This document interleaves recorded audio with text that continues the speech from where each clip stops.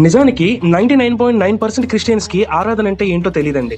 Even నాకు కూడా తెలియదు. నేను అనుకున్నదైతే ఒక ఆదివారం రోజున పాటలు పాడటమే అనుకున్నాను. కానీ అది కూడా కాదు అని నేను తెలుసుకున్నాను.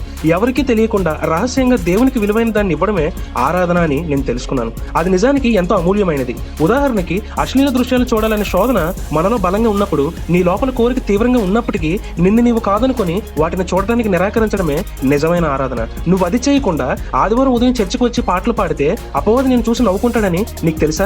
అంతే తప్ప దేవుడు నిన్ను మెచ్చుకోడు. నిన్ను నువ్వు మోసం చేసుకోకు. నేను మీకు ఒక విషయం చెప్తాను, ఇది మీరు మరెక్కడ వినుండరు. వేరే చోట్ల వాళ్ళు మీకు కేవలం రండి, చేతులెత్తండి, గట్టిగా అరవండి, దేవుని స్తుతించండి, పదండి ఆరాధిద్దాం, ఉత్సాహంగా ఉందామని మాత్రమే చెప్తారు.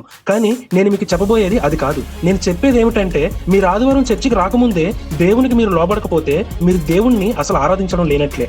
దాన్ని కేవలం పాటలు పాడడమే అనుకుంటూ మిమ్మల్ని మీరే మోసం చేసుకోకండి.